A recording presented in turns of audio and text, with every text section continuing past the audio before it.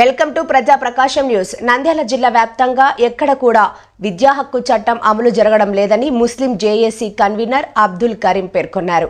ఈ సందర్భంగా ఈ రోజు జిల్లా విద్యాశాఖ అధికారి సుధాకర్ రెడ్డిని కలిసి విద్యా హక్కు చట్టం తప్పనిసరిగా అమలుకు చర్యలు తీసుకోవాలని వినతి పత్రం అందజేయడం జరిగింది. గత ప్రభుత్వం జారీ చేసిన జీవో నెంబర్ 24ను యథావిధిగా కొనసాగించాలని వినతి పత్రం అందించడం జరిగిందన్నారు. జేఏసీ కార్యవర్గ సభ్యులు షేక్ రియాజ్ మాట్లాడుతూ విద్యా హక్కు చట్టం అమలు చేయకుండా కార్పొరేట్ ప్రైవేటు పాఠశాల నిర్లక్ష్యం చేస్తున్నాయని విద్యాశాఖ అధికారి దృష్టికి వెళ్లడం జరిగిందని, నంద్యాల జిల్లాలో ఎక్కడా ఫీజు నియంత్రణ చట్టం 25% ఉచిత సీట్లు చట్టం అమలు కావడం లేదు.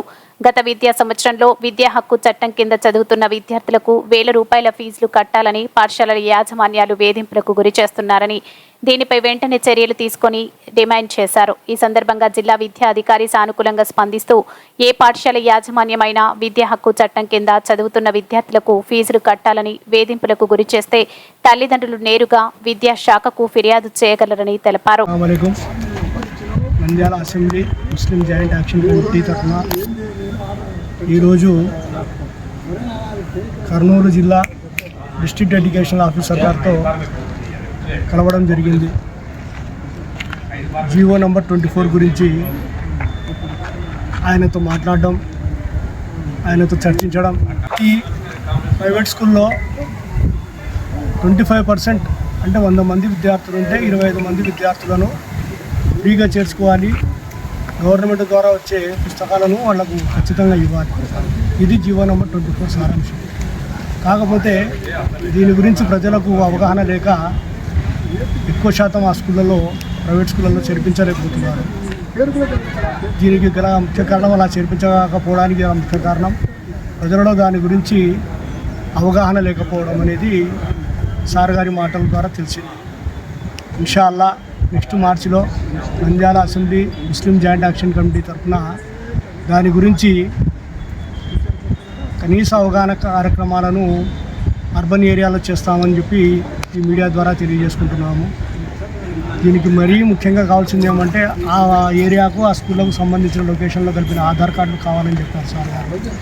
దీని గురించి పూర్తిగా వివరాలతో సహా ఎడ్యుకేషన్ డిపార్ట్మెంట్ వాళ్ళతో ఆయా ప్రాంతాలలో పర్యటించి వారికి విద్యా హక్కుపై కనీస అవగాహన కలిగిస్తామని, అందరూ పేద విద్యార్థులు అందరూ చదువుకోవాలి.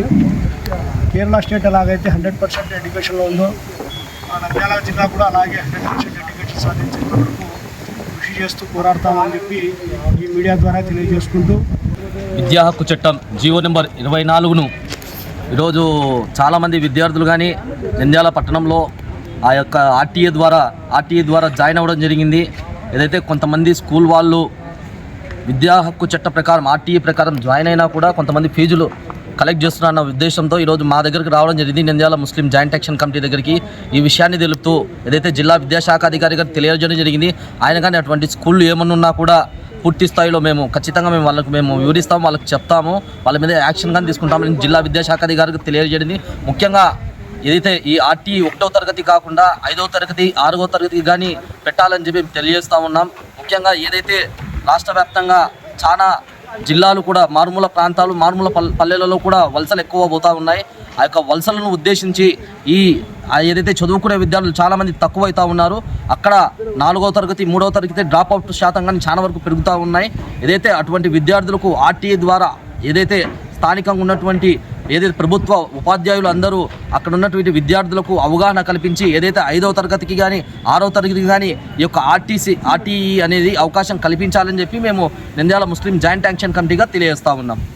నంద్యాల జిల్లాలో ఉన్నటువంటి ఆర్టీఈ ద్వారా జాయిన్ అయిన విద్యార్థులకు మీ యొక్క స్కూల్లో మిమ్మల్ని ఫీజులు కట్టమని ఒత్తిడి తీసుకొచ్చినా కూడా జిల్లా విద్యాశాఖ అధికారికి కానీ అదేవిధంగా నంద్యాల ముస్లిం జాయింట్ యాక్షన్ కమిటీకి కానీ మీరు ఫిర్యాదు చేస్తే ఏదైతే అటువంటి స్కూళ్ళు ఏదైతే ఉన్నాయో ఆ స్కూళ్ళ మీద జిల్లా విద్యాశాఖ అధికారులు చర్యలు తీసుకునే విధంగా మీ బుక్లకు కూడా ఏదైతే రాష్ట్ర ప్రభుత్వం కేటాయిస్తున్నటువంటి బుక్లకు కూడా డబ్బులు వసూలు చేసినా కూడా ఏదైతే జిల్లా విద్యాశాఖ అధికారికి కానీ నంద్యాల ముస్లిం జాయింట్ యాక్షన్ కమిటీకి కానీ మీరు కంప్లైంట్ చేసినారంటే వెంటనే జిల్లా విద్యాశాఖ అధికారి చర్యలు తీసుకుంటారని చెప్పి తెలియజేయడం జరిగింది మాకు.